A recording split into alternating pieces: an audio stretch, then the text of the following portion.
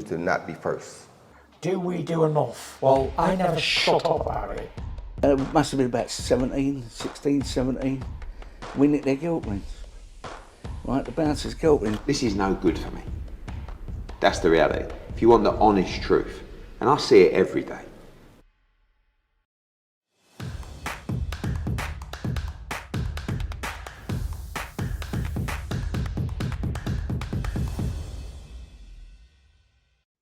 This is Joe Pugh for IFL TV. We're here on a Friday afternoon, taking some time to talk to me. Frank Smith, how are you? I'm good, mate. I'm good. I'm here in Brentwood, celebrating my 15-year anniversary of being the world's most renowned best T-boy in boxing. I did just see that on Instagram. So first of all, congratulations. And why did you want to choose that landmark to be sitting here talking to me, mate? It was a special moment. It was a special moment. I never thought when I started here 15 years ago, I'd be here sitting talking to you, Joe, to be honest. Didn't know where I'd be. I don't doubt it, mate. I don't doubt it. Any standout memories of those 15 years? I'm sure there's many, but any that come to your head? My final warning after about a month and a half was a good one. That really set the tone of what not to do. It's so difficult because we have so many moments, literally every day of the week, where you go, what a touch, like to be doing something like this. But at the same time, it's a lot of hard work that, balances out the two. But so many moments have been in there. I've been lucky enough over the last 15 years to be involved in some amazing memories that, over the next 15 years, we want to keep making them as well. So I'll maybe we'll do a program on like my top 10 favorite moments. It'll be really interesting. I'm sure people will be really intrigued. I'd be intrigued in it, mate. I was looking back at some of your old stuff because I listened to your podcast with Coogan, and it does big numbers. You've always been a big number driver. Well, I'm sort of Eddie Hearn's little reject brother, aren't I? So, you just listen to me if you want to go to sleep at night, apparently. That's what I take from the comments. So that's what it is. Maybe I'm like you got one of those sleep zone apps, where it reads out, it's like 15 minutes to get you to sleep. That's what I do. Okay, I'm not really sure what to make of that because I'm easy to get to sleep, but we'll get straight into it because there's a lot to talk about. You've had some time off, but a big schedule coming up for Matchroom. But the most recent announcement, September 30th, Opetaia, Thompson. Great opportunity for Jordan Thompson to really become number one in the division. Yeah, 100%. Look, Joe Opetaia is number one cruiserweight in the world, 100%. He showed that in the fight against Breedis. Look, he's been out for a long time, and I'm glad we could deliver this for Jordan. Jordan's obviously ranked in the IBF. I think he was number 10, and I think it's the perfect fight for Jordan to take right now. Because there was talk about maybe moving up to heavyweight as well. And I think, look, taking this opportunity and getting in there, that Jordan's a big puncher. We all know how good Joe Opetaia is, but to be able to deliver these kind of fights for our fighters is always good. Deliver a potential world title shot, and as well, excited to work with Joe Opetaia as well. Yeah, and it's a stacked card. I think you've got Eddie Scottney, George Lidard, Chev Clark, Maisie Rose Courtney. So a big one at Wembley Arena on 30th September. Yeah, 100%. Look, Ellie Scottney defending her IBF title for the first time. Be great to see that. Chev Clark against Vasil Duka as well. With obviously Jordan Thompson boxed. I'm excited for that fight as well. I think the great thing with Chev, he's always been willing to step forward and into meaningful fights, and I'm excited for the progression of his career. Rhiannon Dixon fights for the European title as well. George Lidard, as you said there. Jimmy Sains as well will make his professional debut. So some exciting fights on the card, and good to be back at Wembley Arena on September 30th. I want to take you back to last week, Frank, when you got the news about Robert Hellenius' adverse findings. Obviously a shock to us all, but how did this all come about for you, and when did you find out about this? In terms of date, I can't remember now. So, but we found out, we got an email from Vada, as did the British Boxing Board of Control, and Robert Hellenius and his team as well. We got that, and we obviously announced it very soon after that day. And yeah, look, I think, as I've said on multiple occasions now, we have to let people go through the process. that they would, whether in boxing or another sport, with the relevant bodies involved.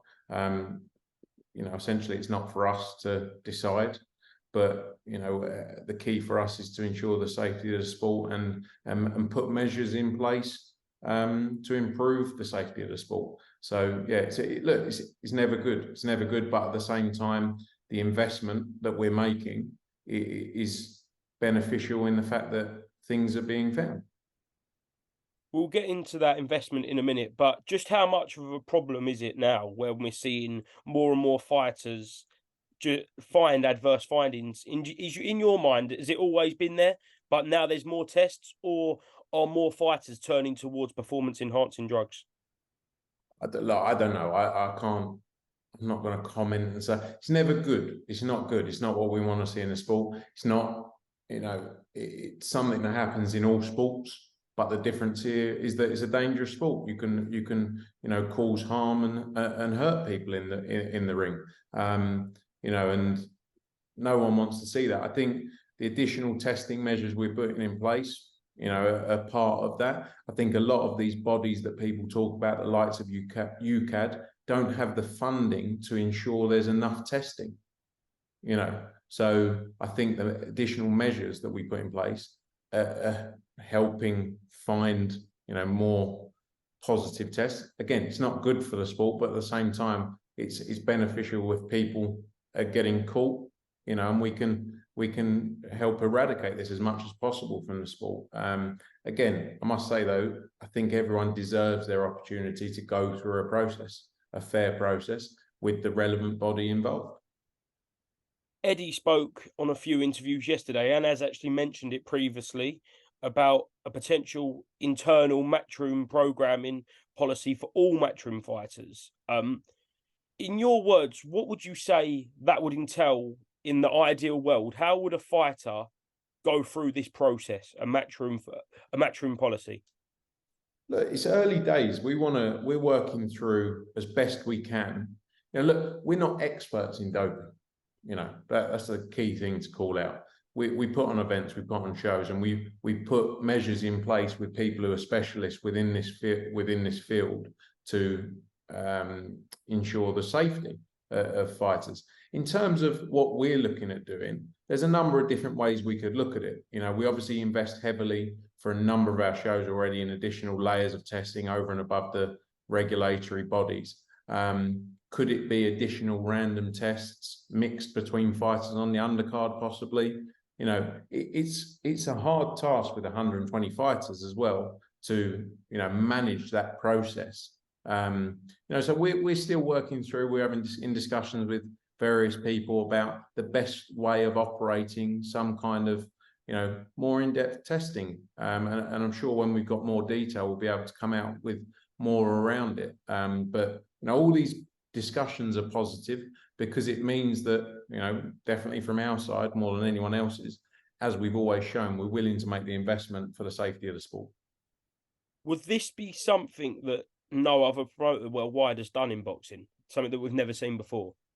I believe so. Yeah, I believe so. I mean, again, there's still work to be done in detail. There may be a different way of operating it. Maybe it's on every event there's random testing throughout the card as well. So that's where we still are in discussions as a group and with Vada and other people around how best to operate this. And we're all learning.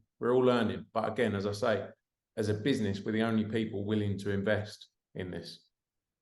I know, as you say, it's early days, and if you look on the Matchroom website, it's 100+ fighters. And is it feasible financially? Because we've heard figures put out there in the past of like $30,000 for a Vada campaign. So it's going to be very, very expensive for you, isn't it? Yeah, it's very expensive. We already spend a lot of money on testing, over and above what the regulatory bodies would do. We spend a fortune on it. So again, that's where we're working through what's the best way of delivering this? What's the most logistical, look, with 100 fighters, trying to maintain whereabouts, everything like that, there's a lot of work that goes into it. as well. So that's something we're still discussing the best route to take. And there may be something with the advice of the specialists within this field that they suggest this is a better route of taking it. And again, early days, and I hope in the next 3 or 4 weeks, we'll have some more clarity to be able to say, right, here's our plan moving forward. But already what we're doing is, tenfold on what anyone else is doing in the sport. A big fight happening this weekend is Chris Eubank Jr.'s rematch against Liam Smith, and that's a pretty huge pay-per-view fight. And yesterday, when we interviewed Ben Shalom, he said the tests were confidential. Why would the body be confidential, Frank? Is this something that happens? And do you have any insight onto this fight? No, it's not confidential. It's the fact that his arse went and he couldn't answer the question and say there was no Vada, basically. Look, all these people, Ben Shalom, they're so quick to critique everyone else, right? But when it comes down to it, they're not doing anything like we're doing. And I think it's important to say, like Chris Eubank Jr, Liam Smith, they're true athletes, like professionals throughout. So there's nothing on them. You saw Joe McAnally. I saw a video of him saying he was shocked that there was no Vada testing. I think both camps would want Vada testing, 100%. All it comes down to is boxers don't want to spend the money, and it's people trying to jump on the bandwagon, like Ben Shalom, saying, oh, what a waste of time testing fight week. Well, Chris just got tested by, I guess, UCAD a couple of days ago. It's not a waste of time. It's beneficial.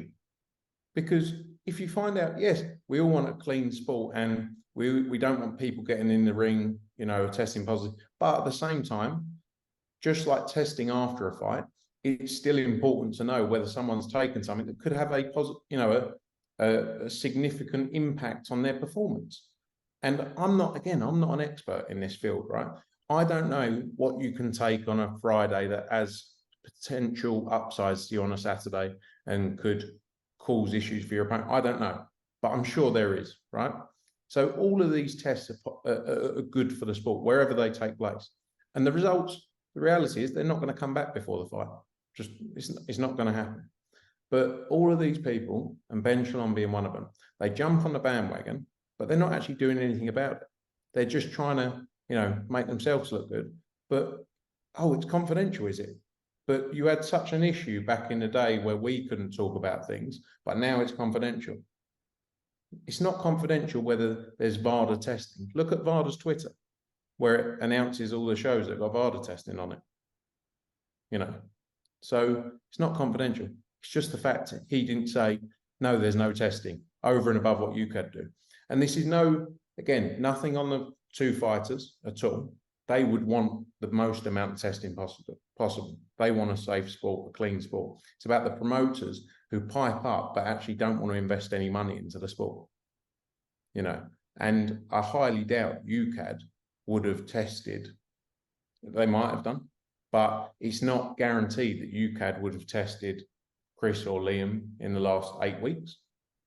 That's why we enforce additional measures over and above to ensure that the fighters are getting tested. Is that worrying then? If a fight of this magnitude, it's a Sky box office show, it's probably top 5, if not top 10 biggest fights in the UK happening this year, and it hasn't got the Vada testing. Should we as fans be worried? And as kind of, if the promoters are not putting in implications for that fight, then they won't be putting them for some of the smaller shows. Look, it's a case of there isn't testing on every fight that happens around the world. Like that's the reality of it. My bigger thing is all these people, like I say, jumping on the bandwagon, trying to cause problems and trying to cause trouble and trying to create headlines for themselves to try and put other people down, but aren't willing to invest. Ben Shalom, Frank Warren, like they all just talk a load of shit. And yes, it's worrying. Like a fight of this magnitude should have additional testing over and above the regulatory body testing, for sure. But the reality is they don't want to spend the money. That's all it comes down to. Otherwise, he would have. When you said to him yesterday, "Is there Vada testing?" he would have said, yes, there's Vada. That would be easy, wouldn't it? Instead, he went, oh, it's confidential and this is a massive fight. I mean, what has that got to do with drug testing? How big? Surely if it's a massive fight, it deserves more drug testing. I mean, because the money's there, the budget's there.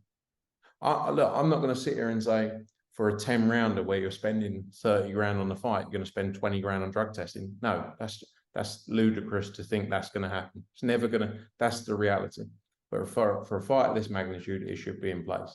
And again, people will say, all we do is talk about other people. We don't. We're very content with our own business. We focus on our own business. But what I'm not going to sit here is accept people just talking a load of shit who there's nothing behind it. You know, Ben Shalom, just tells lies and can't answer a question about drug testing, purse bids, pulling fighters out. Oh, I didn't make that offer. It was someone in my company. It was a big company. You were copied in on it. What, you think the owner of the company doesn't, do me a favor, on to the next one. Frank Warren, and if I'm 70 years old in this sport, honestly, mate, I've done something wrong. Let your kids give it a go. Leave it to them. What are you doing worrying about a 30-year-old? Saying, what's his name? What's his name? What's that geezer's name, the T-boy? I've got the same name as you, mate. It's not difficult, is it? I'm called, you know what my name is. You and your little sidekick, Andy Ayling. Seriously, if I'm in the sport like these two at 70 years old, do me a favor, come and collect me. Take me somewhere. It's scary. These people are all deluded. Frank Warren's got a notepad of this is a parking skip, by the way. They've got a notepad. He's like, this, that, the other, this, that. He's just been given things to say. He hasn't got a clue what he's talking about. Just like I am not sitting here professing to be an expert. It's not my world. We pay people who are experts within this field, So I'm sick and tired of all these people talking a load of rubbish. We're very content. We're very good at what we do. We're the best out there. People are going to talk about us. I will respond. We'll let Eddie stay away from it because he's too big for them all. Gives them all too much clout if he talks about them, because otherwise they're just all irrelevant.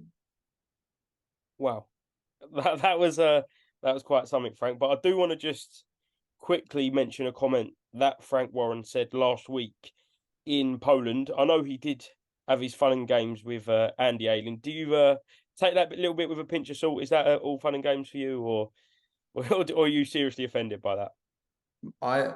Joe, I don't know. You don't know me too well. Nothing really offends me. I'm just I'm just a laugh. But my thing is I'm more concerned about Frank Warren.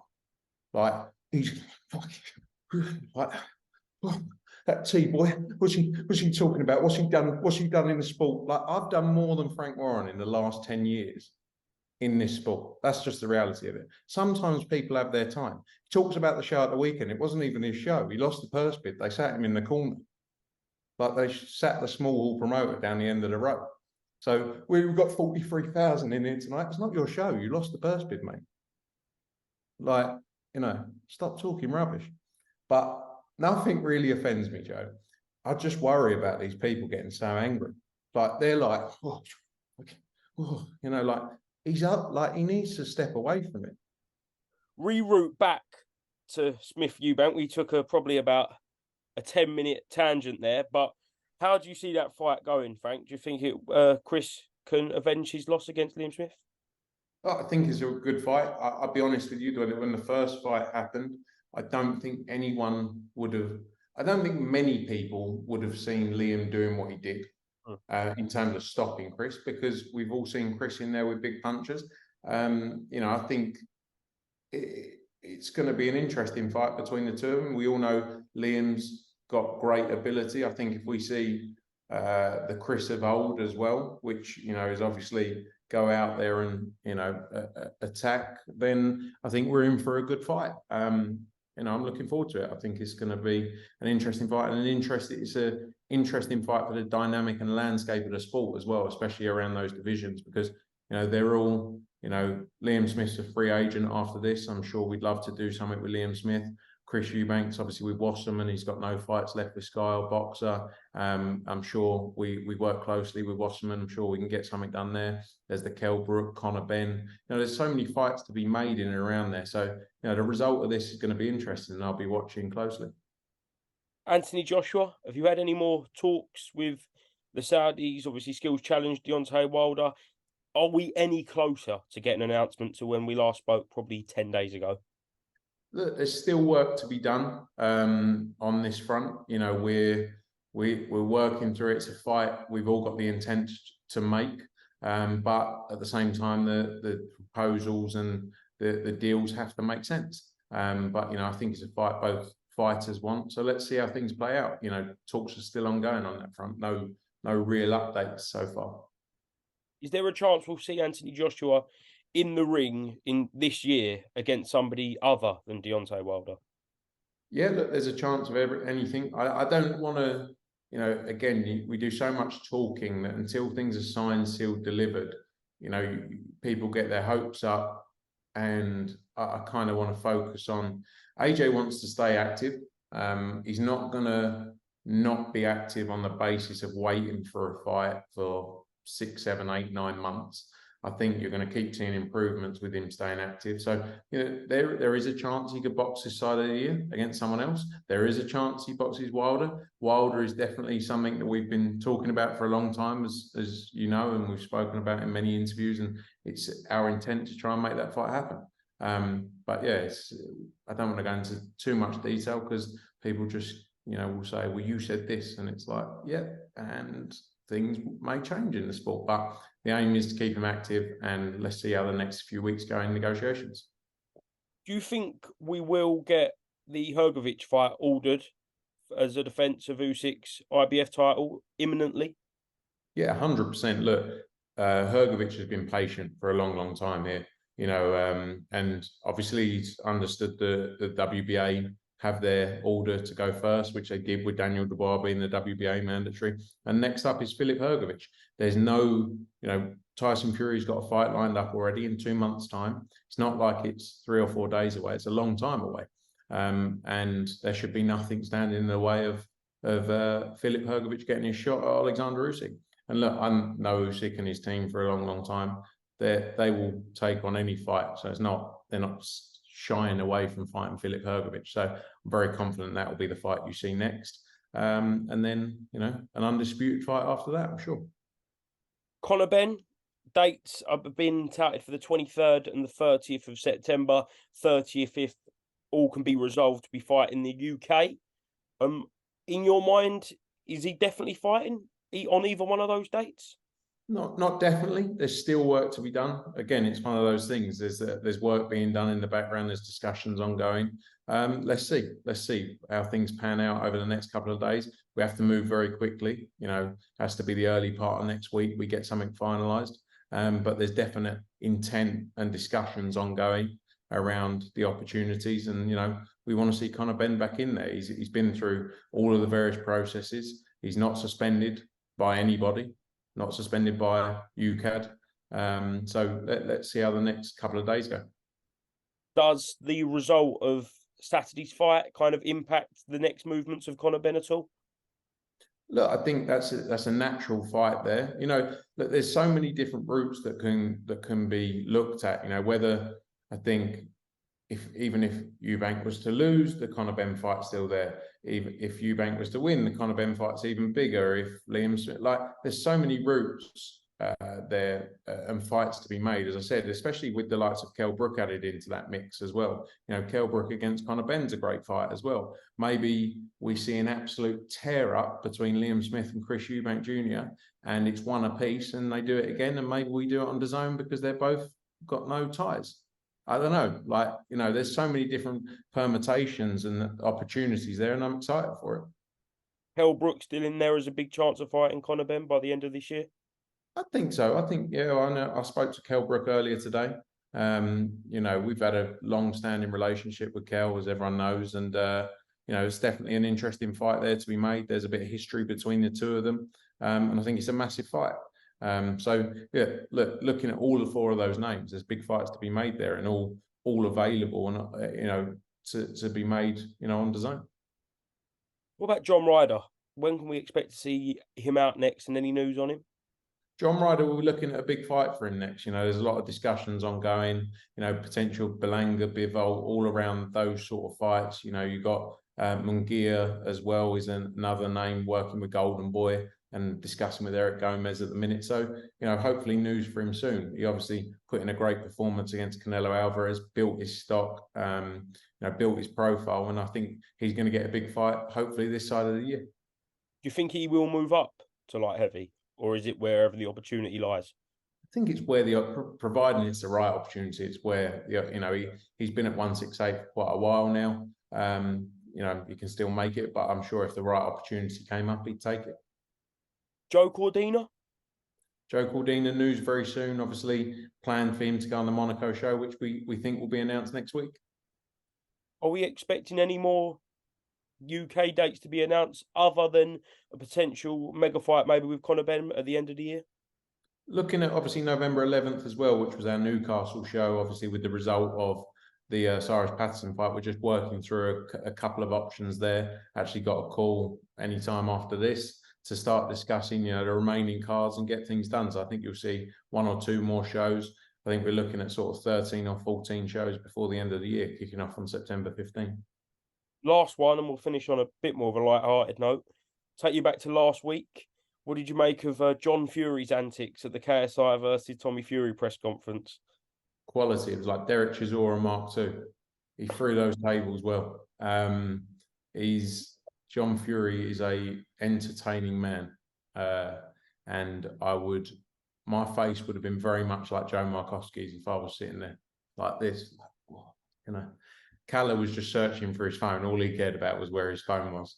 But yeah, those tables went flying, didn't they? Yeah, seriously, last one on that though. When a big fight happens, because that will be big, the KSI Tommy Fury, does that have impact on your shows on DAZN? Viewership? I think in terms of viewership, I think in some senses, yes. I think the one thing with this crossover boxing is I don't necessarily think we're going to see the benefit in mainstream boxing straight away. But I think in the next 10, 15, 20 years, all this time where, you'll be involved, maybe I'll still be involved, I wouldn't have been kicked out by then. But I think it's going to benefit the sport in the long term, because I think it's going to bring more people into the sport. It doesn't mean people are tomorrow going to be watching our card on September 30. No. That's the truth. Maybe 5-10% will, but I definitely think over a long period of time, it's going to bring a lot of a younger audience in, both training, and then naturally we'll have an interest in the sport over the next 15, 20 years. And I think that's beneficial. It doesn't just because something doesn't suit someone today. I think it can have positive impacts for the long term. Excellent. Frank, thank you very much for speaking to me today. Anything else you'd like to mention? No. No, mate. All good. I'm all good.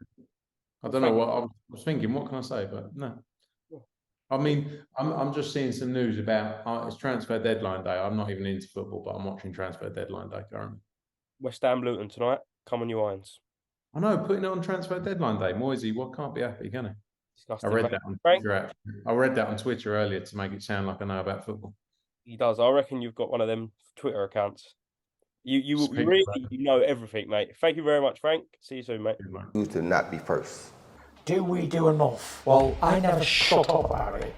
It must have been about 17, win it their guilt wins.